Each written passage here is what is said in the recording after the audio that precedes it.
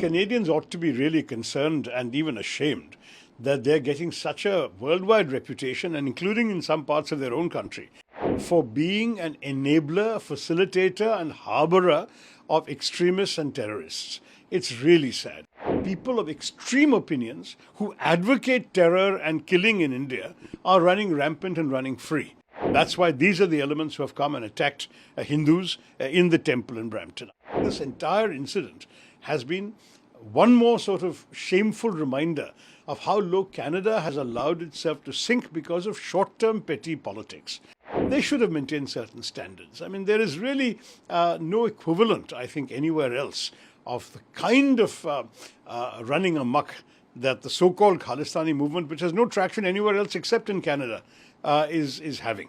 What's frustrating about this for all of us watching in India is that we actually valued a good relationship with Canada. How do you see the early trends of the US elections are showing that... It can be very misleading. You know, the truth of the matter is that the way they count in America, and it's a physical counting process, as you know, they start off with the less populated rural areas. In America, the dense population is all in the urban areas. Now, it so happens that rural areas are strongly Republican and Trump inclined in many, many states, whereas cities tend to be much more liberal and democratic inclined. And therefore, once the city votes come in, the picture is changing. Already the Associated Press news agency, which about 15-20 minutes ago had Trump in a very big lead, is now showing electoral college votes at 220 to 205. Very tight. So I think we just have to be prepared to wait until the final count is in. Plus, there may be challenges, as we saw in 2020. The final result took a couple of days to come because Trump was challenging in 3-4 states. Let's see what happens. It looks like a very close election, come what may. So how do you see the winter session of the Parliament is commencing from 25th of November, and 26th of November the government is celebrating the Constitution Day in the old Parliament. I mean, there is a certain irony to all this. Their abandonment of the old Parliament itself in many ways symbolized their decision to completely break free of all the traditions and culture and politics of the past and create their new India. And now they're going back there to reaffirm a constitution that the Hindutva movement has always rejected. I find this quite amusing because having studied the works of Deen Dayal Upadhyay and Golwalkar and indeed many of the other RSS and Hindutva inclined writers, they all rejected the constitution. They said it's un-Indian, it doesn't have any soul of India, it should have been written for a Hindu Rashtra, and this is an Anglophile constitution written by English educated lawyers. They were very, very negative. Now they're celebrating it. So it's quite amusing. I think they've figured out that you can pay lip service to the letter of the constitution while in many cases violating its spirit. So how do you see the Indo-Canada issues going on? There are attacks on the Hindu temples. That's shocking. I mean, I think the Canadians ought to be really concerned and even ashamed that they're getting such a worldwide reputation, and including in some parts of their own country, for being an enabler, facilitator, and harborer of extremists and terrorists. It's really sad. I mean, to this day, as you know, no one has been effectively punished for the Air India bombing that killed 360 people in 1985. Indeed, the gentleman who has publicly taken credit for that bombing is considered a hero by one of Mr. Justin Trudeau's closest allies, Jagmeet Singh, who heads the NDP.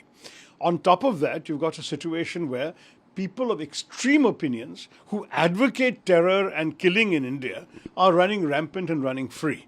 And that's why these are the elements who have come and attacked Hindus in the temple in Brampton. I think this entire incident has been one more sort of shameful reminder of how low Canada has allowed itself to sink because of short-term petty politics.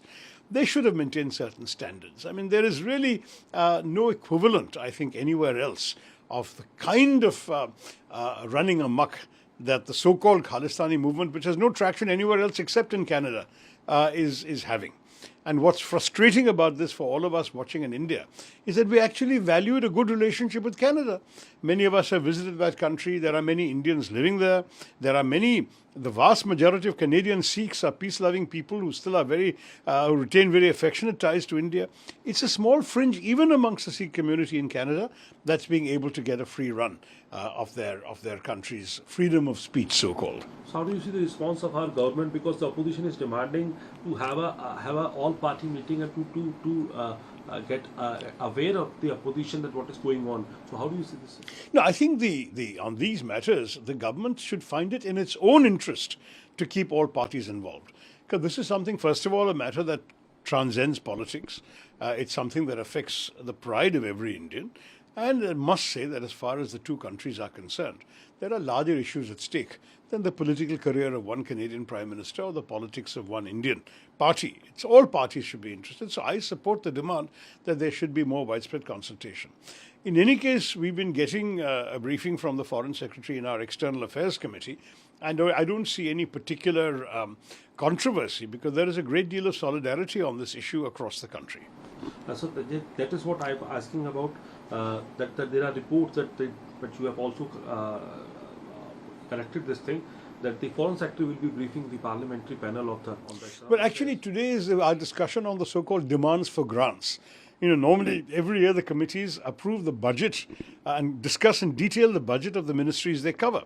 But when you have an election year, the budget already passed in July has to still go through a committee. So this is a kind of retrospective discussion, but it will be fairly detailed discussion. And only after that, whatever is pending from the previous meeting, which will include the Indo-China update on the border and the India-Canada situation, depending on how much time permits, the Foreign Secretary will be there, so he should be able to update the committee on this.